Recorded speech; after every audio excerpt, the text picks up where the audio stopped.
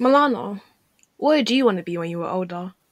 I think at the age of 10 was the first time when I started thinking about my desires on like what I want to do. And I've discovered that there's a subject called psychology, and it was really interesting because in my own country it wasn't really developed. So it really sparked my interest, and unfortunately I couldn't learn more about it. But then when I moved to UK, I've learned more about it and I've studied it for A level. And yeah, I've decided that I wanted to become a psychologist and help other people to become more aware of themselves and to learn how to live a better life. And what about you, Hillary? I think compared to yours, mine probably doesn't sound as inspirational. Because when I was younger, I think what I wanted to do was completely different to what I want to do now. I also do want to go into the psychology part now, but I think around like 6 or 7, I was completely obsessed with wanting to be an actor because I watched Monte Carlo, and I was like, Selena Gomez, I can do that. She's me. I'm her. And I think as I grew up, I realized that really wasn't for me because I did GCSE drama, and I was like, oh god, this is not the job for me. And then I basically do A-level psychology now, and I'm really just in love with it. And I just like learning about new stuff, about psychological advancements, and just all the sciencey, gritty stuff. I guess that's how I fall in love with it. So it's just been really interesting. Milana, now imagine you're about to go into uni to get your dream job. You've gotten the grades, you've gotten the place, but then you're told that you can't go. That's crazy. It is.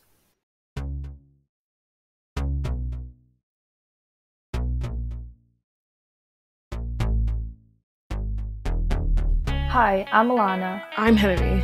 Welcome to another episode of Migrant. Today, we'll be talking about the struggle of getting into higher education through our own experiences as young migrants, who are young, gifted, and blocked.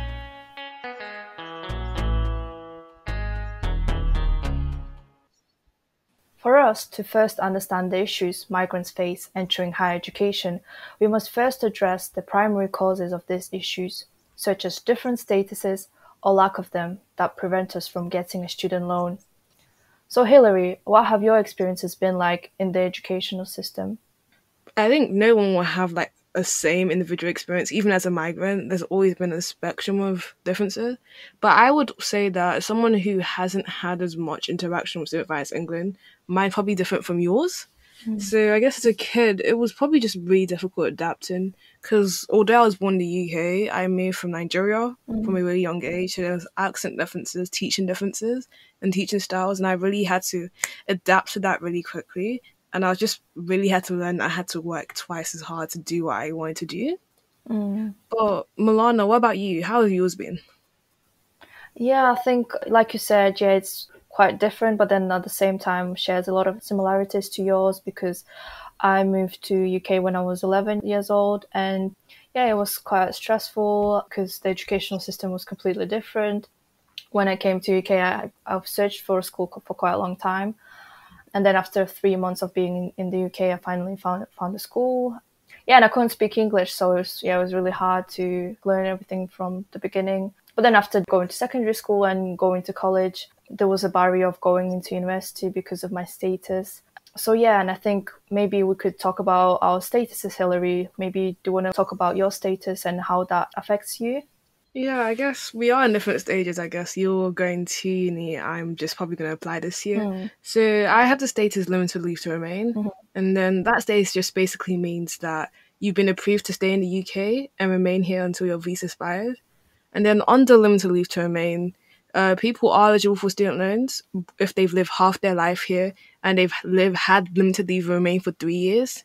So that means that even if you've had lived half of your life here, but you only have 1 year on limited leave to remain legally, it means you probably won't be able to get a student loan and you have to wait an extra 2 years. And you have to renew that status like every 2.5 years, which isn't free.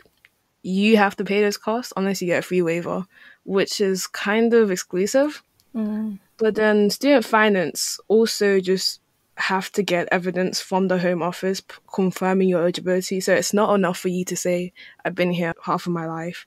You also have to get that evidence from Home Office. Yeah, and I've heard other people talking about it, and there's such a crazy amount of evidence that you need to get to prove that you've lived here like half of your life, and sometimes it's Yeah. so problematic. As someone who's gone through the application system myself, I remember it was daunting and long. Mm, Your parents have to really be people who keep documents. So we had to get mm, birth certificates, primary school evidence, secondary school evidence, like literally everything documenting every year you've been here. And it's long and daunting and excruciatingly painful to get all that evidence. yeah. Even after you've applied, it does really take a long time to know if your application's been approved or not. Mm. And that system itself is daunting and psychologically traumatizing, I guess. Yeah, of course it is. What about you, Milano? So for me, when I came, me and my mom we seeked asylum. So I think, well, I'm here in the UK almost 10 years, and all these years I've been an asylum seeker. So being an asylum seeker is not even a status. So yeah, it's quite problematic. So because it's like a cycle of applying to get asylum, and then your applications gets rejected, you can appeal to get your claim to be reconsidered again until you basically get that status. So, for example, my mom, she's struggling like this for 10 years already.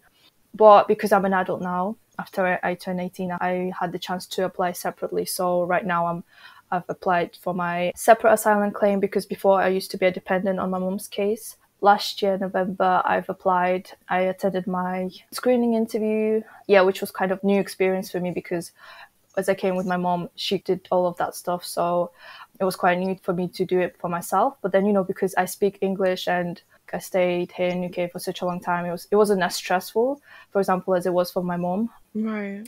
Yeah, so that's so I'm an asylum seeker myself right now. And my claim is still in the process, so I'm still waiting for my substantive interview. So, and basically, because I wasn't able to go to university a few years ago, now I can because I received a scholarship as an asylum seeker. Wow, that's incredible. Yeah. I'm really just happy for you that you were able to go this year, even though you shouldn't have had to wait for that long. You get what I mean? It's such a big achievement for every migrant that can go or achieve a status or be able to go to university, and we should celebrate because for us it matters so much. Yeah. For those who don't really understand, I guess scholarships for any type of migrant, including asylum seekers, limited leave to remain, they're rare, and not just rare, they're so small between each uni that they also impact which unis you apply for. And then there's so many people applying to them because so many people have these statuses that aren't represented enough that it's sometimes hard to get the scholarship in the first place. So it's just a really big achievement that Milan has been able to get that. Yeah, that's very true. For example, me and Hillary are part of We Belong charity. And I remember that one young person who's involved with We Belong as well, she mentioned that because she used to be campaigning with them for a long time, so like since like the beginning of Let Us Learn, even like We Belong used to be Let Us Learn before. And she mentioned that before there were no scholarships. So, for example, if now we at least have some scholarships in some universities, before Yeah. there were none, so which meant young migrants have no opportunity to go to university. Yeah, and I think that itself is just really awful that we've had to just. It's been years of campaign to just get those scholarships, and there hasn't been as much change from the Home Office that we would like. Yeah, that's very true. Just to put some context into the situation, these issues probably started a bit more in 2011. So the coalition government, which is made of the Conservative Party and Liberal Democrats, created a hostile environmental policies that intended to cut off undocumented migrants from access to any public service. So that made it even difficult to even just rent an apartment or have free healthcare, for example, which is a right for most people in the UK. Mm. And the government pushed making a safe place impossible to stay without adequate paperwork, which means you're denying people basic human rights. That's horrible. Yeah, like for example, when I was doing some work with On Road Media charity, one of the questions were like, asking us like about the COVID situation because like when COVID happened, like everyone had to stay at home and be isolated and be living in problems. Yeah. And I said to the interviewer who was asking me questions that this is the life of the migrant basically because when you don't have the right to work, you don't have the right to like rent an apartment or anything like that. You kind of live like that. You're just cut off of the basic human rights and the human basic things that you should have. The Home Office wants us to live like this so we can just leave and not burden them with our situations. Yeah, I definitely relate to you on the COVID bit because I sent in my limited leave application during COVID, Mm. and I remember it being so frustratingly long. Mm. And I feel at times that the Home Office dehumanizes the whole process. Yeah, honestly. Isn't as much, oh, there's people that want to stay in a country, they're applying, they may be applying through their own money. Even if you don't get approved, you're not getting that money back. There isn't really enough humanization of the process. Yeah, definitely. And especially linking it back to education. Even some migrants that are able to go to university, they have to like finance themselves. Well, they're lucky if they're considered home students, because if you're an international student, then the price gets really crazy. Well, it's expensive anyway, but like some migrants who are able to afford like the home fees, they have to like work doing three jobs at the same time, but also like studying. But then at the same time, they face regular applications. Like for example, if they have limited leave to remain, you always have to apply like every 2.5 years and pay like a lot of money. So Yeah. imagine having that on your shoulders and all of the other stresses, just too much burden on migrants, especially young migrants. Yeah, I think that definitely needs to be talked about enough because the fee cost for home students is £9,250 so far. For international students, it's three times the amount, so near 24,000 over. So imagine you've lived here your whole life and you have to pay 24,000 while your peers are paying 9,000. But then you really just don't have that option. Even if you do have that option that you're self financing, like Milana said, you're working three jobs, and everyone knows the demands and stress of university on top of that can just be excruciatingly painful. Yeah. Like we've mentioned, young migrants are able to go to university. Like it's just a matter of knowing where you can search for help. And I think my advice to young migrants would be to learn more about your status and like how that affects you. Because, for example, a few years ago, before wanting to go to university, I didn't know my status. I didn't know what was going on basically. And that's what was really pulling me down because when I wanted to go to university and I attended the interview for the scholarship, they were asking me about my status and I was like, I'm not sure, I'm not sure what's going on with the Home Office, and that prevented me from getting the sanctuary scholarship, and that was really Yeah. harmful for like all the migrants because even their parents, they don't know, and young people themselves. So raising awareness and knowing the issue is really important. Yeah. Yeah, I think information and misinformation are probably one of the biggest issues that the migrant community itself faces. I guess at Mm. times parents are like, oh, don't worry, I'll sort it out. But then it's like, I truly do not know what's going on with my status. What do I have? And if I don't know what I have, I don't know what access I have to uni. And some people don't know until they're actually knocking on uni's doors. Like they've applied to uni, they've gone to their uni, and they realize by Student Finance England, they can't get the student loans or maintenance loans to Mm. fund them for university. But then we Mm. also probably need to talk about Student Finance England itself and the hostile environment that Student Finance England creates itself. So Mm. sometimes I have friends that have been approved by Student Finance England to go to university as migrants, and their student finance has approved those monies and scholarships, and then they get to uni and they had those revoked, and Student Finance has asked for the money back because Student Finance England itself makes mistakes because people at Student Finance England don't have enough information Mm. themselves on Yeah. migrant statuses. And when we have like such a big system of misinformation or not enough information, it makes it clear to know what your options are. Mm. Yeah. So true.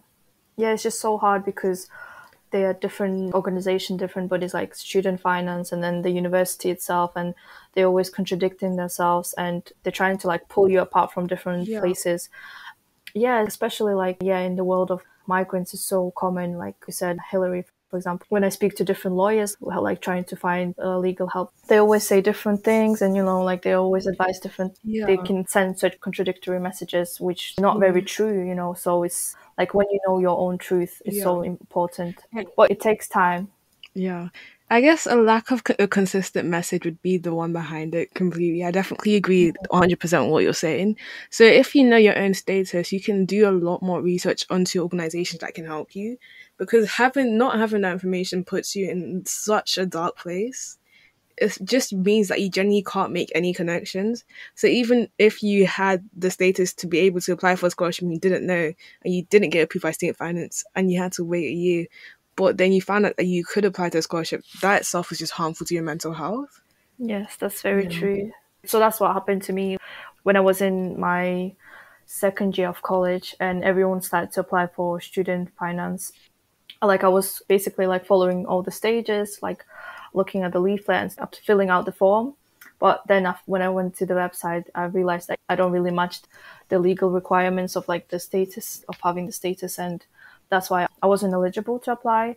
Yeah.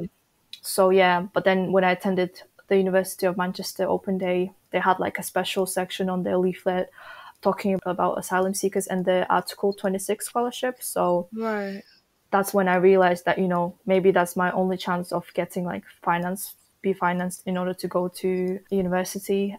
But at that time, that was the only scholarship I knew about. And unfortunately, I didn't do enough research. So that was a mistake of my first time.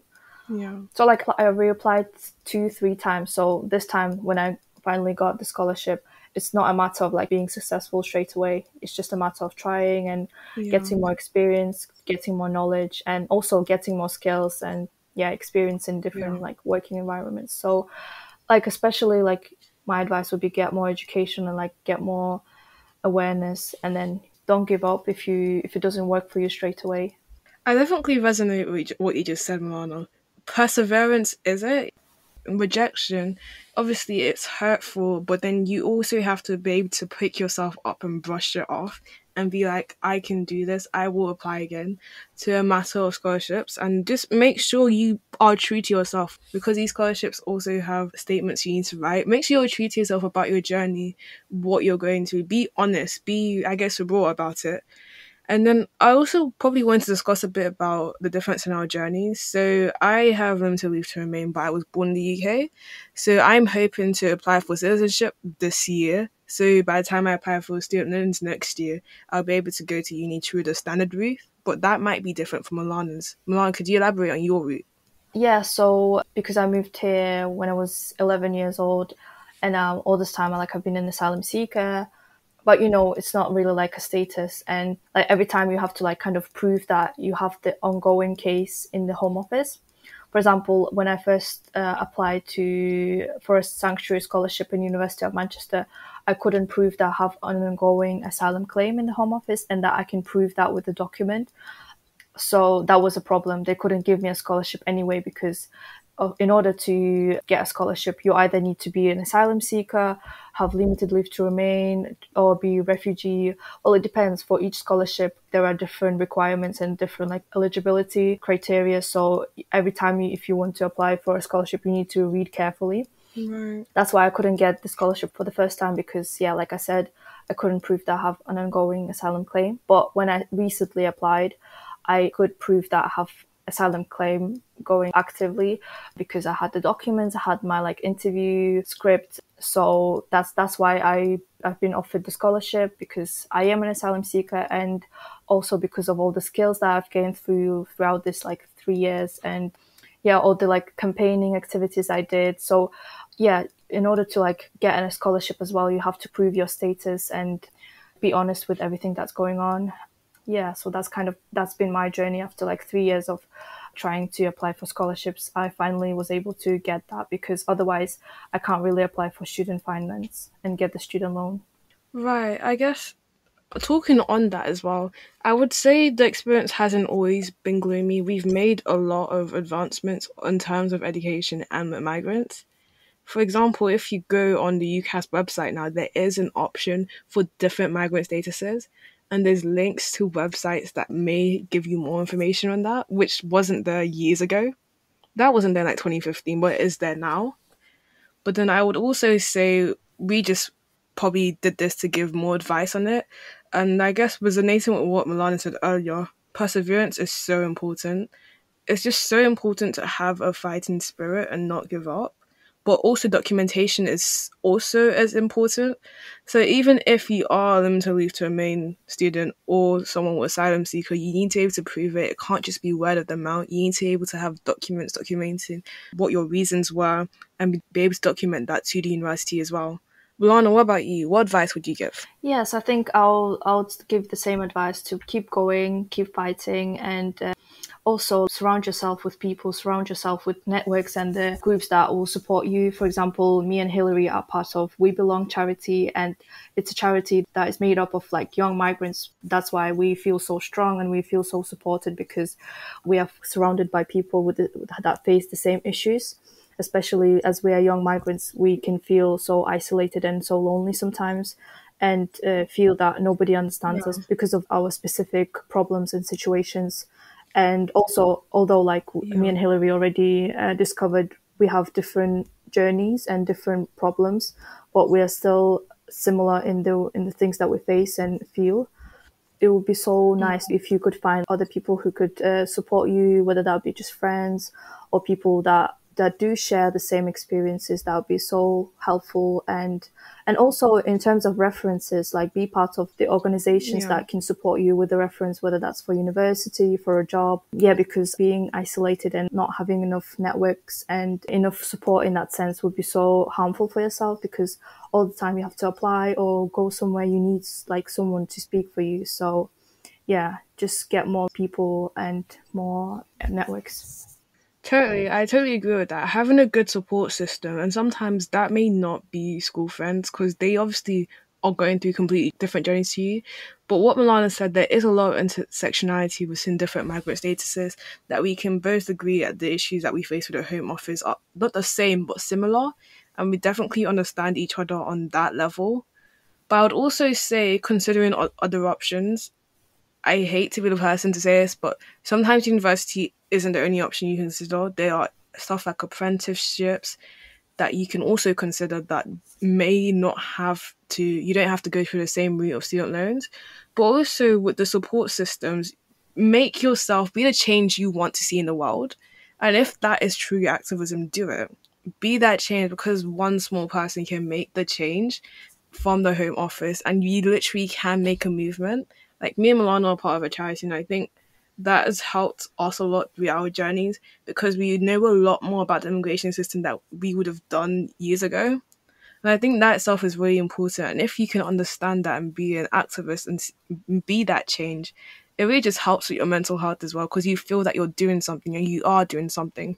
Yes, that's very true. And also another thing I want to add is don't be afraid. For example, Hillary, you've mentioned that before joining We Belong, we didn't really know about immigrational statuses and like the issues enough. So, and at the start when joining the core group at We Belong, I was really scared because it seemed to me like they know a lot, like they do campaigning, they do political stuff. And I was like, I'm so far from this. So at the start, I was Yeah. like, I wasn't feeling as confident.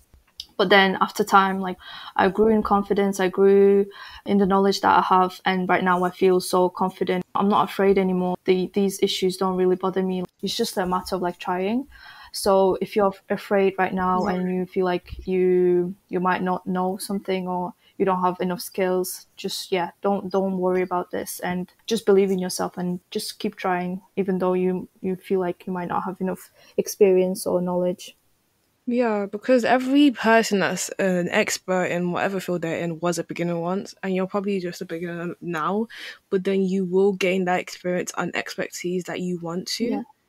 And then I guess finally to close off, when you know your status, you can actually start searching for help and then you can look out for scholarships you want to apply for. And there's various websites that we're going to put down in the bio as well of this episode. So, for example, Student Action for Refugees is a network of students to build understanding of different migrant statuses and what scholarships you can apply for. So there's a filter. For example, if I was limited live to remain student and I put that in the filter, then it shows the scholarships that I can apply for.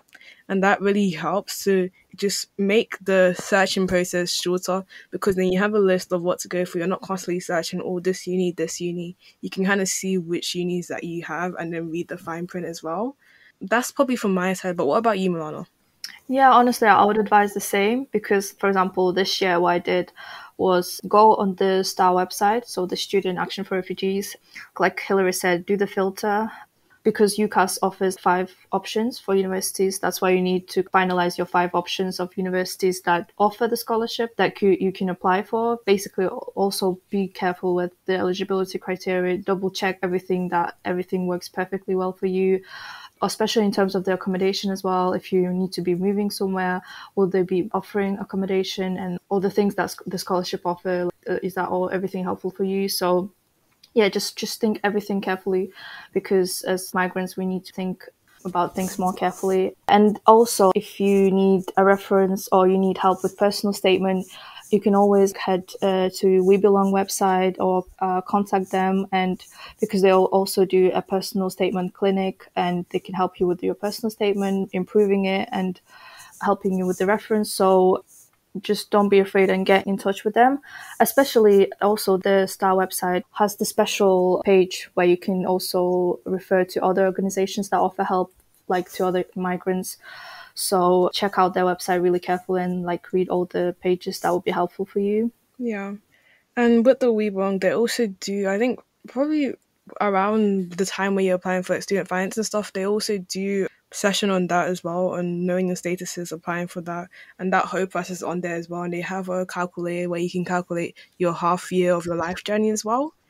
And then I guess to fully close off, what has been a highlight for your week, Milana?